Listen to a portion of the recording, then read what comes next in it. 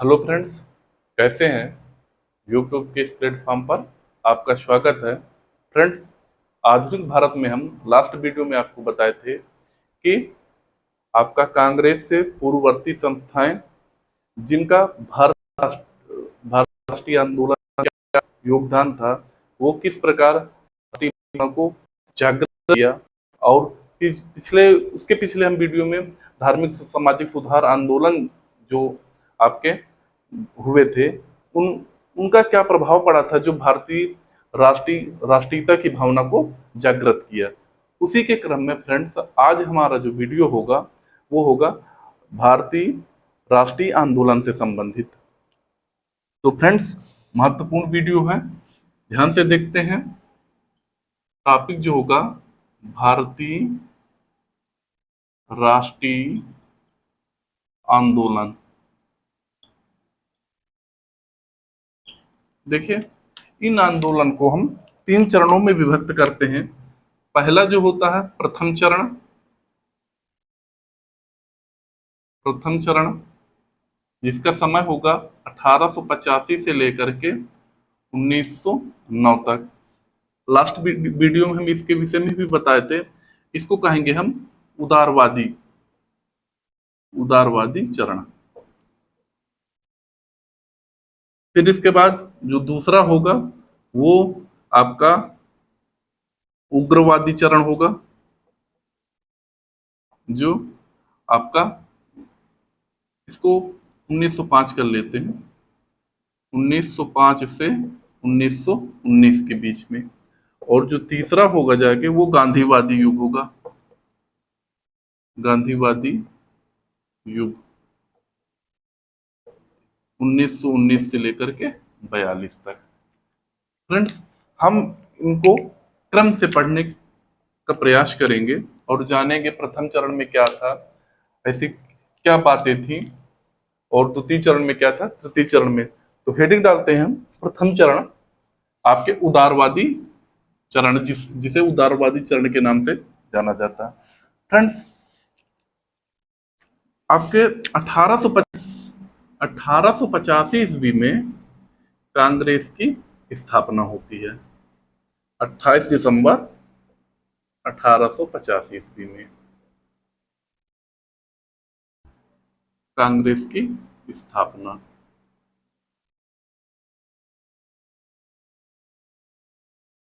यहां से एक क्वेश्चन बनता है कि कांग्रेस की स्थापना के समय आपका अंग्रेजों की नीति क्या थी। तो ये पीसीएस मेंस में पूछा हुआ क्वेश्चन है। ये अंग्रेजों की नीति थी कांग्रेस की स्थापना के समय तटस्थ थी। और कांग्रेस की स्थापना के समय आपका लॉर्ड डफरिन वायसराय थे। आगे बात कर देते हैं। इनका एक स्टेटमेंट बहुत प्रसिद्ध है कि कांग्रेस की जब स्थापना होती तो इन्होंने कहा था कि कांग्रेस अल्प मतों वाली एक संस्था है। ये स्टेटमेंट किसका है? डफरिन का। यहीं पर एक दूसरा कर्जन का स्टेटमेंट याद रखिए कि कर्जन ने कहा था कि कांग्रेस की शांतिमय मृत्यु में मेरा सहयोग हो। अर्थात इन्होंने एक इनके स्टेटमेंट और प्रचलित है कि कांग्रेस को मरते हुए मैं देखूं। ये कर्जन का स्टेटमेंट है, याद रखिएगा। राष्ट्रीय आंदोलन में यदि हम बात करते हैं तो 1905 ईस्वी तक आपका जो जो नीतियां थी वो उदारवादी थे। जो वर्चस्व था वो उदारवादी नेताओं का वर्चस्व था, जिसमें से प्रमुख थे आपके सुरेंद्रनाथ बनर्जी, फिरोज शाह मेहता, और आपके महागोविंद रानडे, दिनेश वाचा। ये प्रमुख नेता थे जिनका आपका 1905 ईस्वी तक वर्चस्व था। इनका मानना था कि हम अंग्रेजों से आपका अनुनय विनय करके, पत्र के माध्यम से अपनी समस्याओं का हल करा सकते हैं। इसके बाद दूसरा जो चरण आता है वो आता है उग्रवाद का। उग्रवाद का चरण आता है जो 1905 से लेकर के 1919 तक चलता है। फ्रेंड्स, यहां पर अब याद रखिएगा, अभी जस्ट हमने बताया कि कांग्रेस की स्थापना के समय ब्रिटिश सरकार की जो नीति थी वो तटस्थ थी, यानी कोई विशेष प्रभाव नहीं था। कि उनको ये लगता था कि ये जैसे पिछली जो संस्थाएं थी खत्म होती गई, विलय होती, एक दूसरे में विलय होती गई, बाद में ये कांग्रेस भी होगा। तो लेकिन हुआ क्या, आपका धीरे धीरे कांग्रेस से लोग जुड़ते गए और एक विशाल संगठन होता गया। तो इन्होंने क्या किया कि 1890 ईस्वी में जितने भी सरकारी नौकरी वाले थे उन्हें मना कर दिया कि आप कांग्रेस ज्वाइन नहीं कर सकते। ये क्वेश्चन बन सकता है कि किस ईस्वी में, किस सन पर, यानी किस समय आपके सरकारी नौकरी वाले व्यक्तियों को कांग्रेस ज्वाइन करने से ब्रिटिश सरकार ने मना किया। तो 1890 ईस्वी में मना किया। होता क्या है फिर, अब जैसे अंग्रेजों को दिखा ये संगठन बहुत ज्यादा मजबूत होता जा रहा है, इसमें राष्ट्रवाद की भावना बहुत ज्यादा होती जा रही है, तो इसके विपक्ष में आपका एक दूसरे संगठन को बनाने के लिए उनके उपज में आया कि एक दूसरा संगठन हो जो कांग्रेस का विरोध करे। तो उन्होंने क्या किया, आपका सर सैयद अहमद खां से मिलते हैं और सर सैयद अहमद खां से कहते हैं कि आप कांग्रेस के विरोध में एक पार्टी का, संगठन का गठन करिए, जिसमें कांग्रेस के विरोध में सर सैयद अहमद खान ने आपका एंग्लो मुस्लिम डिफेंस एसोसिएशन की स्थापना 1888 में एंग्लो मुस्लिम डिफेंस एसोसिएशन की स्थापना करते हैं। तो फ्रेंड्स, ये आपका रहा उदारवादी चरण और कांग्रेस की प्रारंभ में कांग्रेस के प्रति अंग्रेजों की क्या नीति थी। एक बार पुनः समझने का प्रयास करते हैं कि प्रारंभ में आपका जो 1905 तक जो आपके राष्ट्रवादी, जो उदारवादी नेता था, इनका वर्चस्व था, जिसमें से आपके दिनेश वाचा, फिरोज शाह मेहता, सुरेंद्रनाथ बनर्जी, गोपाल एमजी रानडे, ये प्रमुख थे। अब 1800 यानी कांग्रेस की स्थापना के समय अंग्रेजों की नीति तटस्थ थी। इनको मानना था कि इनके ये भ्रम था कि जैसे पहले संस्था स्थापित होती थी वैसे ही ये संस्था स्थापित हुई, अंत में इसका आपका विलय हो जाना या विघटित हो जाएगी। तभी डफरिन ने कहा था कि कांग्रेस अल्प मतों की एक संस्था है। फिर आगे चलकर करजन ने कहा था कि मेरी इच्छा है कि कांग्रेस मेरे ही आके कांग्रेस की मृत्यु हो जाए, शांतिमय मृत्यु में मैं उसकी सहायता कर सकूं। ये करजन का स्टेटमेंट था। एल्गिन दोती ने कहा था कि हम भारत को तलवार के दम पर जीते हैं और तलवार के दम पर उसे अपने पास रखेंगे। ये एल्गिन दोती के स्टेटमेंट था। तो ये याद रखिएगा, पूछे जाते हैं। हुआ क्या, जैसे जैसे आपके कांग्रेस मजबूत होती चली गई तो अंग्रेजों को भय सताने लगा। तो इन्होंने क्या किया कि मना कर दिया कि 1890 में कि कोई भी सरकारी नौकर आपके कांग्रेस ज्वाइन नहीं कर सकता। फिर इसके बाद और आगे हुआ ये कि ये लगने लगा कि अब हम कांग्रेस का विरोध करें, तो एक फूट डलवाने के उद्देश्य से इन्होंने एक कांग्रेस विरोधी संस्था स्थापित करने के लिए प्रेरित किया, जिसमें से आपके सर सैयद अहमद खां आते हैं और 1888 में एंग्लो मुस्लिम डिफेंस एसोसिएशन की स्थापना करते हैं। अब उग्रवाद की यदि बात हम करें तो आपके इस समय पर कोई विशेष भारत स्वतंत्रता के से कोई विशेष परिणाम न निकले और 1905 के 1885 से और 1905 के बीच में देश के अंदर व देश के बाहर कुछ ऐसी घटनाएं घटी जो नए वर्ग के यानी युवा वर्ग, उग्रवाद एक नए वर्ग का जन्म देती हैं, जिनका मानना था कि हम बहिष्कार करके, आंदोलन करके अपनी मांगे हम मनवा सकते हैं। इनका मानना था, यानी प्रथम चरण में जो था, ये अन्याय विन्याय करके, प्रतिवेदन देकर, ज्ञापन दे करके अपनी मांग मनवाते थे। उग्रवाद में क्या हुआ, कुछ ऐसी घटनाएं घटी जैसे आपके जापान का रूस पर, यानी जापान रूस को पराजित करता है, तो ऐसे भी देश में कुछ घटनाएं घटी। तो भारत में भी एक ऐसे वर्ग का उदय हुआ जिनकी विचारधारा थी कि हम लड़ करके, आंदोलन करके, बहिष्कार करके अपनी मांगे सरकार से मनवा सकते हैं। इसमें आपके जो प्रमुख आते हैं बाल गंगाधर तिलक आते हैं। अब फ्रेंड्स हम बात करेंगे कि 1905 से लेकर के 1919 तक जो प्रमुख घटनाएं थी उनको पढ़ेंगे क्रम वाइज।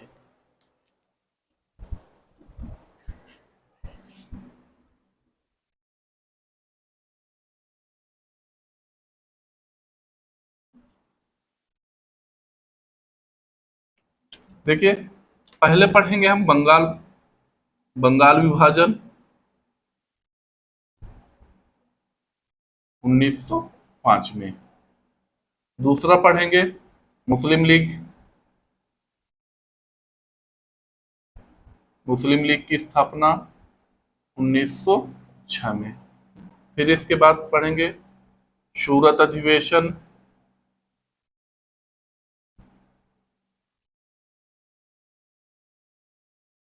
1907।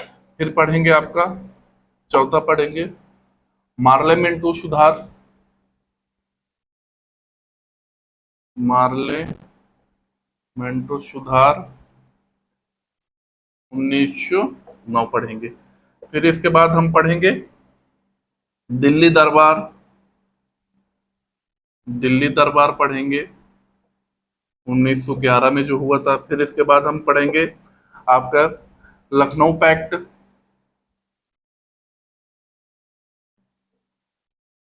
1916 में हुआ था। होम रूल, होम रूल पढ़ेंगे, होम रूल लीग, लीग आपका 1916 पढ़ेंगे। और ये इतने प्रमुख जानने की कोशिश करेंगे, जिसमें से हम पहले पढ़ेंगे बंगाल विभाजन। क्रम से इसलिए लिख दिया फ्रेंड्स, आप इसको लिख सकते हैं कि आपका कंफ्यूजन ना हो। कभी कभी पार्लियामेंट सुधार और 1919 के अधिनियम में दिक्कत आ जाती है, इनमें क्या था, तो ये सारे सीक्वेंस से हम पढ़ेंगे जो उग्रवादी चरण के समय घटनाएं घटित हुई थी।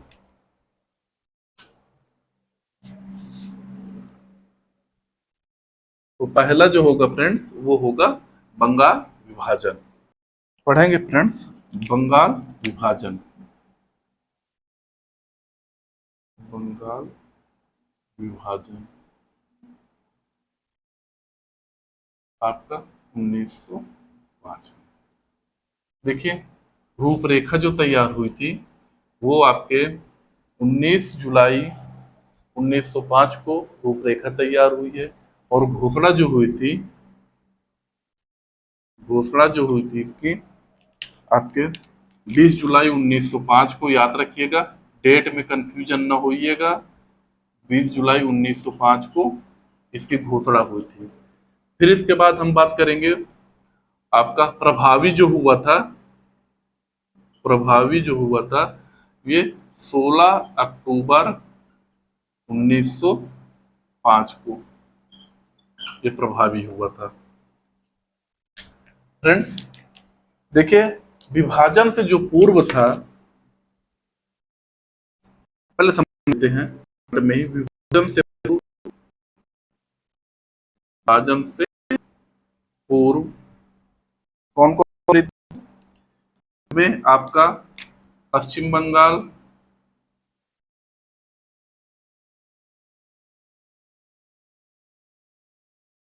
बांग्लादेश,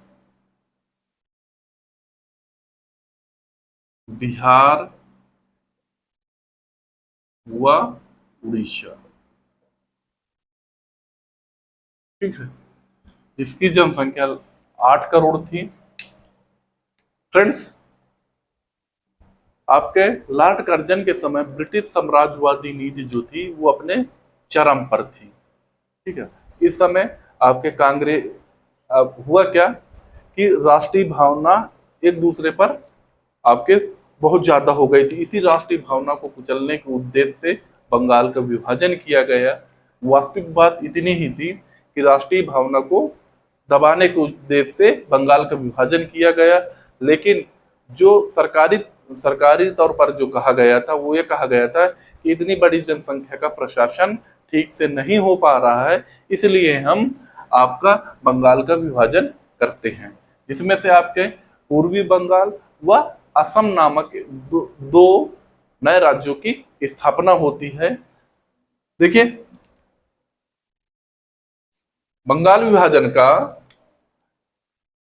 जो घोषणा हुई थी 20 जुलाई 1905 में घोषणा हो गई थी और प्रभावी हो गया था 16 अक्टूबर 1905 को। इससे पूर्व भी आपका पहली बार सार्वजनिक रूप से जो घोषणा की गई थी 1903 में की गई थी। पहली बार सार्वजनिक, इनसे पूर्व भी यदि बात करेंगे तो सार्वजनिक रूप से घोषणा पहली बार आपका कि बंगाल का विभाजन होगा वो किया गया था 1903 ईस्वी में। लेकिन वो आपके मूर्त रूप नहीं ले पाए। अंततः आपका 16 अक्टूबर 1905 ईस्वी को बंगाल विभाजन प्रभावी होता है। इस दिन आपका के प्रभावी होती है, उस दिन शोक में मनाया जाता है। और रविन्द्रनाथ टैगोर ने सोनार बांग्ला राष्ट्रीय गीत की रचना की थी, जो आज भी बांग्लादेश का राष्ट्रीय गीत है। फ्रेंड्स, यहाँ पर एक चीज और समझेंगे, जो विभाजन के बाद का जो था आपका, वो ढाका, चटगांव और राजशाही को मिलाकर, विभाजन के बाद ढाका, चटगांव व राजशाही को, ढाका, चटगांव व राजशाही, इन तीनों को मिलाकर एक अलग स्थापना की, जो पूर्वी बंगाल व असम के नाम से, पूर्वी बंगाल व असम नामक राज्य की स्थापना करते हैं। फ्रेंड्स, आपका शोक दिवस के रूप में शोक दिवस मनाया जाता है। आपके बंगाल विभाजन के उस पर राखी दिवस भी इसी दिन मनाया जाता है कि आपकी हमको विभाजित कर दें, लेकिन हमारे ये उद्देश्य था राखी दिवस मनाने का कि हम अंदर अलग अलग तो हो जाएंगे, लेकिन अंदर से हम विभाजित नहीं होंगे। अब बंगाल विभाजन का सबसे ज्यादा पुरजोर विरोध आपके बहिष्कार आंदोलन ने लिया था, स्वदेशी व बहिष्कार आंदोलन ने लिया था। देखिए, जैसे ही, अब यहीं पर हम पढ़ लेते हैं, स्वदेशी व बहिष्कार आंदोलन या स्वदेशी आंदोलन, इसमें था क्या कि देखिए 20 जुलाई 19 जुलाई को, अभी आपको बताया था, बहुत डेट लिख देंगे तो कंफ्यूजन हो जाएगा। 19 जुलाई को बंगाल विभाजन की क्या होती है, रूपरेखा तय होती है और घोषणा हो जाती है 20 जुलाई को।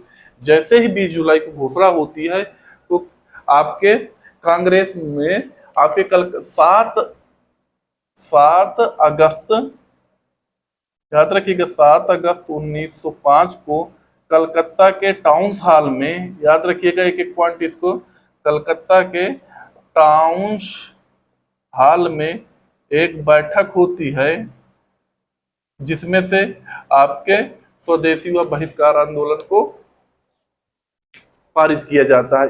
इस आंदोलन में था क्या कि हम स्वदेशी अपनाएंगे, जितने भी विदेशी होंगे उनको अब उनका बहिष्कार करेंगे हम। ठीक है, यही स्वदेशी आंदोलन का, यानी हम अंग्रेजों की जड़ तोड़ने, यानी कमर तोड़ने का कार्य करेंगे, अपने स्वदेशी अपनाएंगे, यानी सरकारी संस्थानों का बहिष्कार करेंगे, नौकरी को छोड़ देंगे। ये इस सरकारी नौकरी छोड़ देना इस स्वदेशी आंदोलन का उद्देश्य था। आगे फ्रेंड्स हम बात करेंगे मुस्लिम लीग की स्थापना के विषय में।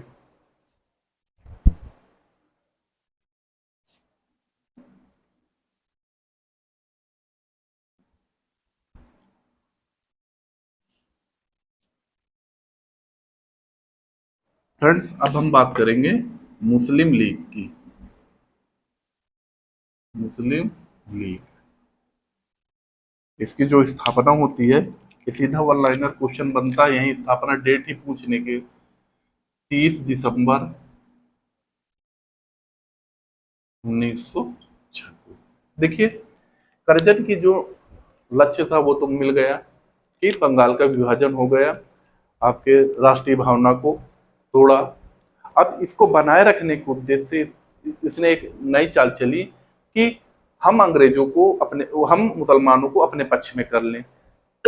इसी उद्देश्य से इसने ढाका के नवाब जो सलीमुल्लाह को अपनी तरफ मिलाया और कहा कि आप कांग्रेस विरोधी एक संस्था की स्थापना करी है, जिसके परिणाम स्वरूप आपके ढाका के जो नवाब थे सलीमुल्लाह खां, उन्होंने आपके मोहम्मदन एजुकेशनल कांग्रेस के समय एक घोषणा की कि हमें आप एक अलग से राजनीतिक संगठन बनाने की आवश्यकता है।